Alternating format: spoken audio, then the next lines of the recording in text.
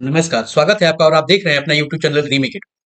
सक्षमता document verification यानी विशिष्ट शिक्षक की काउंसलिंग में डॉक्यूमेंट वेरिफिकेशन हो रहा है और डॉक्यूमेंट वेरिफिकेशन में अब आपको एक फॉर्म भरना पड़ेगा और वो फॉर्म भरने के अलावा कुछ और नए गाइडलाइन आए हैं। फॉर्म तो आपको फिल करना पड़ेगा। तो इस वीडियो के माध्यम से हम स्टेप बाय स्टेप जानेंगे कि वो कौन सा फॉर्म और कैसे भरेंगे, उसमें क्या क्या आपको भरना है और कैसे भरना है। उसके अलावा एक बहुत बड़ी बदलाव सामने निकल के आई है, बहुत बड़ा बदलाव है। ये बहुत बड़ा बदलाव ये है कि अब आपको सर्विस बुक की कॉपी सर्विस बुक की कॉपी भी आपको लगानी होगी। ये सर्विस बुक की कॉपी कितनी लगानी होगी और कितने पन्नों का लगाना होगा, क्या पूरे सर्विस बुक को लगाना होगा, तो इस वीडियो में हम जानेंगे कि क्या और कैसे हमें करना है। तो ये वीडियो को शुरू करते हैं कि देखते हैं कि क्या और कौन कौन से फॉर्म हमें इस फॉर्म में हमें क्या क्या इंफॉर्मेशन देने हैं और सर्विस बुक में क्या क्या चीजें हमें देनी है, कौन कौन से पन्ने को हमको देना है। ये जो प्रपत्र है ये समाहरणालय गोपालगंज के द्वारा जारी किया गया है। जब एक जिले के द्वारा जारी किया गया है तो चूंकि जब जिले के द्वारा कोई भी प्रपत्र जारी किया जाता है तो ऐसा है नहीं कि मनमानी चलती है। वो प्रपत्र जो होता है एक मानक होता है और मानक यानी वो स्टैंडर्ड निर्धारित किया जाता है राज्य के निर्देश के अनुसार। बिना राज्य के निर्देश से आप कोई भी पत्र या गाइडलाइन जारी नहीं कर सकते हैं। हो सकता है कुछ लोग अपने से कुछ अपनी इंफॉर्मेशन और सहूलियत के लिए कुछ चीजें सुझावात्मक रूप से और अपने सहूलियत के अनुसार कुछ चीज डाल सकते हैं, लेकिन मूल चीजों में परिवर्तन नहीं हो सकता है। तो ये प्रपत्र है और इस प्रपत्र को भरने के लिए कहा गया है। तो जो प्रपत्र यहाँ भरना है तो बस इतना कंफर्म रहिए कि आपके जिले में भी प्रपत्र भरना होगा, ये फॉर्म भरना होगा। तो क्या है, क्या करना पड़ेगा फॉर्म में, मैं आपको जरूर ये सुझाव दूंगा कि आप जब अपना काउंसलिंग यानी डॉक्यूमेंट वेरिफिकेशन कराने जा रहे हैं उससे पहले ये जो फॉर्म है इसको प्रिंट कर ले और उसको घर से ही भर के और प्रॉपर फिलअप के साथ आप वहां पहुंचे। तो आइए देखते हैं कि कौन कौन से कंटेंट इसमें भरने हैं। अब देखना है, सबसे पहले फॉर्म पे फोटो लगाने हैं। आपको यहाँ अपना फोटो पेस्ट कर देना है। उसके बाद आपको अपने शिक्षक का नाम, अपने शिक्षक अपना नाम लिखना है यदि आप शिक्षक हैं। पिता और पति का नाम, फीमेल की स्थिति में पति का नाम होगा। ध्यान रखने की जरूरत है कि ये कंफ्यूज नहीं होना है कि हिंदी में भरे कि अंग्रेजी में भरे। साहब अगर हिंदी में पूछा है हिंदी में भरिए। जन्म तिथि, जन्म तिथि भरे। लिंग मेल फीमेल क्या है, मोबाइल नंबर यहाँ भरे। पद नाम पंचायत, नगर, जिला परिषद, शारीरिक या पुस्तकालय। बहुत सारे लोग कहें कि हम तो पंचायत समिति वाले हैं, यानी हम प्रखंड शिक्षक हैं। प्रखंड शिक्षक हैं यानी हम हमारा पंचायत में बहाली हुआ ही नहीं है। हम पंचायत समिति के माध्यम से यानी प्रखंड शिक्षक के माध्यम से बहाल हुए हैं और वो लोग होंगे स्नातक कोटि वाले शिक्षक। तो जब यहाँ चूंकि यहाँ दिया नहीं गया है, अगर यहाँ पंचायत समिति है आपको एक उल्लेख होना चाहिए था, नहीं दिया गया है तो आप सिलेक्ट करेंगे पंचायत ही, आगे आपको कोटि सिलेक्ट करने के लिए ऑप्शन मिलेगा ही। अब आते हैं शिक्षक कोटि। शिक्षक कोटि में 1 to 5 में मूल होते हैं, ये 1 to 5 की स्थिति है। 1 to 5 में सामान्य शिक्षक होते हैं, वो 1 to 5 के शिक्षक जो कहते हैं मूल कोटि के शिक्षक कहलाते हैं। और उसमें एक सामान्य होता है जो सामान्य विषय को कहलाता है और उसमें एक लैंग्वेज का अलग एक उर्दू का टीचर होगा। तो यदि आप 1 to 5 के टीचर हैं, यदि आप सामान्य हैं तो आप यहाँ सामान्य भरेंगे। यदि आप उर्दू हैं तो इसकी जगह आप क्या भरेंगे, उर्दू भरेंगे। अगर आप स्नातक कोटि के शिक्षक हैं तो ध्यान रखना है यहाँ विषय सहित भरना है। तो अगर आप स्नातक कोटि के शिक्षक हैं तो यहाँ आप भरेंगे स्नातक और अपने विषय का नाम भरेंगे। मान लीजिए आप सामाजिक विज्ञान के हैं तो सामाजिक विज्ञान आपको भरना होगा। अगर आप विज्ञान और गणित के हैं तो विज्ञान गणित भरना होगा। यदि आप भाषा के हैं तो आपको अपना भाषा देना पड़ेगा और भाषा में कौन से विषय में है, कौन सा लैंग्वेज है, तो हिंदी है तो हिंदी, अंग्रेजी होगा तो अंग्रेजी और उर्दू होगा तो उर्दू। आपको वहां वो जनाना पड़ेगा।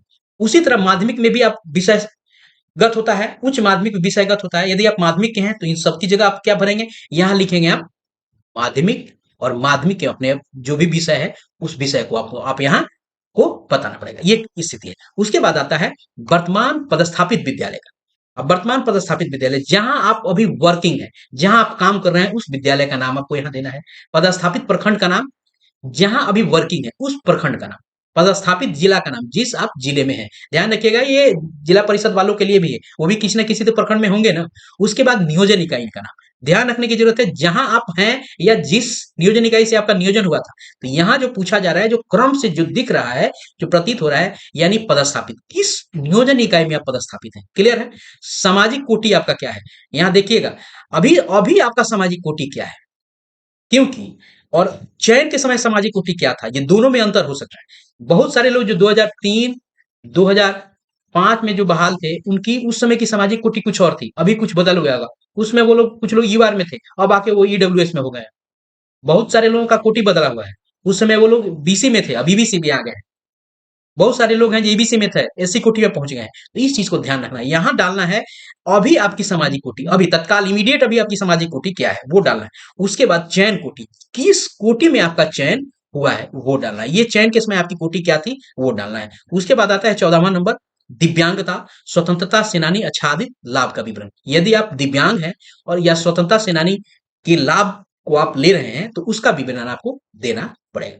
उसके बाद है नियोजन की प्रकृति, सीधा है, प्राधिकारी के द्वारा है, अनुकंपा के द्वारा है, न्यायालयी विवाद के द्वारा है। यहाँ लगभग लोग आपको सीधा होते हैं तो हम वहां क्या लिख देंगे, सीधा। और मान लिया जाए कि कुछ लोग प्राधिकार के माध्यम से हैं तो यहाँ क्या लिख देंगे, वो वहां वो प्राधिकार लिख देंगे, प्राधिकार लिखेंगे। उसी तरह अगर अनुकंपा के आधार पे तो अनुकंपा लिखेंगे, न्यायालयवाद के आधार पे होंगे तो न्यायालयवाद पे होंगे। यदि आप प्राधिकार लिखते हैं या न्यायालय वाद लिखते हैं तो उसका जिक्र आपको आगे करना पड़ेगा। आइए देखते हैं 16वां नंबर में। तो 16वां नंबर में क्या कहा गया कि जिला प्राधिकार या न्यायालय से नियोजन आच्छादित होने की स्थिति में अपीलीय वाद या याचिका संख्या के साथ विवरण आदेश की प्रति संलग्न करें।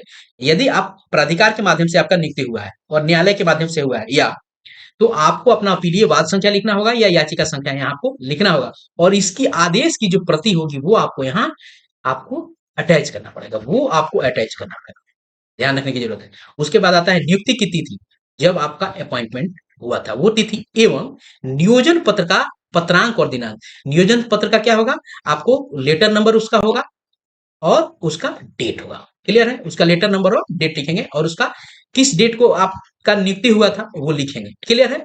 चलिए आगे देखते हैं। प्रथम विद्यालय, पहला विद्यालय क्या था या प्रखंड में योगदान तिथि। प्रखंड प्रथम विद्यालय कौन सा था, बहुत सारे लोग का ट्रांसफर हो गया रहता है, तो प्रथम विद्यालय कौन था और प्रखंड में यानी उसमें वहां योगदान तिथि आपकी क्या थी वो आपको यहाँ लिखना पड़ेगा। या प्रखंड से आपको विचलित नहीं होना है। अब आते हैं और सबसे बड़ी बात, क्या पूरी सेवा अवधि सत्यापित है, यदि है तो हाँ लिखेंगे, नहीं है तो नहीं लिखेंगे, उसका कारण लिखना पड़ जाएगा।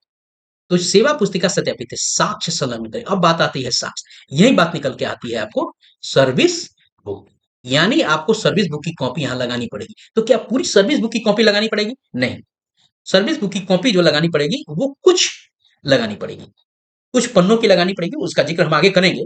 तो यहाँ आपको अपने सेवा पुस्तिका की साक्ष्य के रूप में आपको उसको संलग्न करना पड़ेगा। मैं आपको जरूर बता दूं कि ये समाहरणालय गोपालगंज के द्वारा निकाला गया आपको निर्देश है। मूल जो आदेश है उसमें इसकी बात नहीं की गई है, और इसको देखने से प्रतीत होता है कि जब आप फोल्डर जमा कर रहे थे और हम सब लोग फोल्डर जमा कर रहे थे उस समय ये सारी की सारी सूची कही गई थी, और हम लोग जब एफिडेविट भी बनवाए थे उस समय ये सारी चीजें आपको बात हो रही थी, सत्यापित है या नहीं है उसमें ये सारी की सारी बातें हो रही थी। तो हो सकता है नया आदेश आया है जब ये जिला शिक्षा पदाधिकारी और समाहरणालय के द्वारा जिला अधिकारी के तरफ से ये सारी चीजें आ रही हैं, हो सकता है उनको निर्देश हो, यानी सर्विस बुक की नई व्यवस्था इंप्लीमेंट हुई है, आपको सर्विस बुक की प्रति लगानी पड़ेगी। या यदि आपके जिले में नहीं भी मांग हो रही है आप अपने पास जरूर लेके जाएंगे, पता नहीं क्या कब आ जाए। 20, क्या नियोजन से संबंधित कोई मामला न्यायालय या प्राधिकार के समक्ष विचाराधीन है, यदि है तो आप उसको लिखना पड़ेगा, नहीं है तो आप वहां क्लियर लिख दें नहीं है, ठीक है। आगे बढ़ते हैं। अब देखते हैं 21वां नंबर। 21वां नंबर में क्या है, संलग्न प्रमाण पत्र या अभिलेख की सूची स्वाभिप्रमाणित प्रति संलग्न करें। स्वाभिप्रमाणित जैसे मैंने आपको कल ही वीडियो के माध्यम से बताया कि 2 सेट्स में आपको अपना सेल्फ अटेस्टेड जो आपको ये टेस्टिमोनियल्स हैं, ये डॉक्यूमेंट्स हैं वो लेके जानी है जो मांगे गए हैं। और उस प्रमाण पत्र का जिक्र यहाँ कहा गया है और आपको ध्यान रखना है कि इसी क्रम में आपको उसको लगाना है। इसी क्रम में आप अपने फोल्डर में जो आप उसको फ्लाई लीफ में लगाएंगे इसी क्रम में लगाएंगे, इसी क्रम में, इस क्रम को आप नहीं छेड़छाड़ करेंगे, क्लियर है। आइए देखते हैं, और उसको आपको बताना पड़ेगा कि लगाया है कि नहीं लगाया है, क्योंकि ये आपको कवरिंग लेटर के रूप में उस फ्लाई लीफ में पड़ा रहेगा, उसी के अनुसार चेक करने वाला चेक करेगा। पहले लगाएंगे आप जाति, यदि आपके लिए मान्य है, नॉन क्रीमी लेयर, ये एनसीएल का मतलब होता है, ईडब्ल्यूएस आपको सब पता है। प्रमाण पत्र यदि आपके लिए मान्य है तो लगाएंगे, दिव्यांगता और स्वतंत्रता सेनानी प्रमाण पत्र मान्य है तो मान्य लगाएंगे। यहाँ जो लगाएंगे उसको हाँ लिखेंगे, और जो नहीं लगाएंगे उसके लिए आप नहीं लिखेंगे, ऐसा नहीं ब्लैंक छोड़ देंगे, आप उसको लिखना होगा।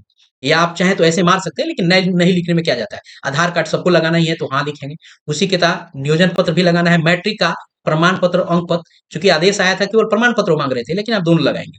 इंटर का प्रमाण पत्र अंक पत्र लगाएंगे, स्नातक प्रमाण पत्र अंक पत्र। अब बात आती है यहाँ इसकी बात है कि इंटर तक आपको 1 to 5 के लिए ये एलिजिबल है, लेकिन जो 1 to 5 के शिक्षक स्नातक और स्नातकोत्तर को अपलोड किए होंगे उनको लगाना पड़ेगा, और हाँ या ना में लिखना पड़ेगा यदि आप लगाते हैं। स्नातक का अंक प्रमाण पत्र ये लगाना ही होगा। 6 to 8 के लिए जरूरी ही है, 9 10 के लिए जरूरी है, 11 12 के लिए जरूरी है, क्योंकि उनके लिए जरूरी है कि मैट्रिक भी जरूरी है, इंटर की जरूरी है, 6 to 8 की जरूरी है। 6 to 8 के लिए स्नातक जरूरी है, 9 10 के लिए स्नातक जरूरी है, 11 12 के लिए भी तीनों जरूरी है। उसके अलावा है स्नातकोत्तर का अंक प्रमाण पत्र, यदि आपके लिए मान्य है, यदि आपके लिए उस अर्हता में आते हैं तो आपको लगाना होगा। प्रशिक्षण ट्रेनिंग का अंक पत्र या प्रमाण पत्र, दोनों में से कोई एक लगाएंगे। उसके बाद आता है दक्षता प्रवेश पत्र या प्रमाण पत्र। देखिए, या तो आप एडमिट कार्ड लगाएं या उसका सर्टिफिकेट लगाएं या उसका मार्कशीट आप लगाएं, और यहाँ आप क्या लिखेंगे, लगाएंगे तो हाँ लिख देंगे। उसके बाद है सीटेट बीटेट टेस्टेड क्या प्रवेश पत्र या उसका सर्टिफिकेट, एडमिट कार्ड या प्रवेश पत्र या अंक पत्र, यहाँ आपको लिख देना है। पैन कार्ड लगाएंगे, फिर यहाँ भी हाँ लिख देंगे। सेवा पुस्तक की प्रथम 3 और अंतिम सत्यापन पृष्ठ, यहाँ क्लियर निकल के आ गया कि सर्विस बुक की पूरी कॉपी नहीं लगेगी, शुरू के 3 पेज के आपकी प्रति लगी, प्रथम 3, और अंतिम सत्यापन पृष्ठ जिस पृष्ठ पे सत्यापन हुआ है वो पृष्ठ लगेगा, और 3 यानी 4 पृष्ठ लगेंगे। और 4 पृष्ठ आपका हो जाएगा 3+1, 3 का मतलब हो गया कि 3 हो गया आपको शुरू के 3 और एक सत्यापन वाला जहां आपको बीओ साइन किए होंगे। उसके बाद आता है बीएसीबी के द्वारा आपको निर्गत प्रवेश पत्र यानी एडमिट कार्ड, जो अभी आप सब लोग डाउनलोड कर रहे हैं। पासबुक या कैंसिल चेकबुक, यहाँ बहुत सारे लोग कंफ्यूज हैं कि हमारे पास चेकबुक नहीं है तो क्या करें। तो चेकबुक नहीं है तो आप पासबुक की जो ऊपर वाला हिस्सा है जिसपे सारा का सारा इन्फॉर्मेशन है उसको आप कॉपी फोटो कॉपी करके यहाँ संलग्न करें और यहाँ लिख दें। उसके बाद 3 पासपोर्ट साइज उसको वहां लिखना है। उसके बाद आता है आप इन सारे बातों को आपको वेरीफाई करके बताना होगा कि सारे के सारे प्रमाण पत्र सही हैं और मेरे द्वारा विधिवत रूप से प्राप्त किया गया, लिखा रहेगा। आवेदन के साथ अंकित कोई तथ्य एवं प्रस्तुत प्रमाण पत्र अभिलेख गलत पाए जाने पर मेरा अभ्यर्थित रद्द कर दिया जाएगा और एवं करते हुए विभाग विधि सम्मत कार्रवाई के लिए स्वतंत्र होगा। आप उसको अधिकार भी देंगे, उसको प्रिविलेज दे देंगे कि यदि कोई भी आपके द्वारा प्रस्तुत अभिलेख गलत है, फर्जी है, तो आप पे कार्यवाही की जाएगी। उसके बाद आप हस्ताक्षर करेंगे, नाम लिखेंगे, स्थान और तिथि लिखेंगे। ये इस वीडियो में, और इस वीडियो में सबसे बड़ी बात निकल के आई है कि अब आपको अपने सर्विस बुक की कॉपी आपको लगानी पड़ेगी।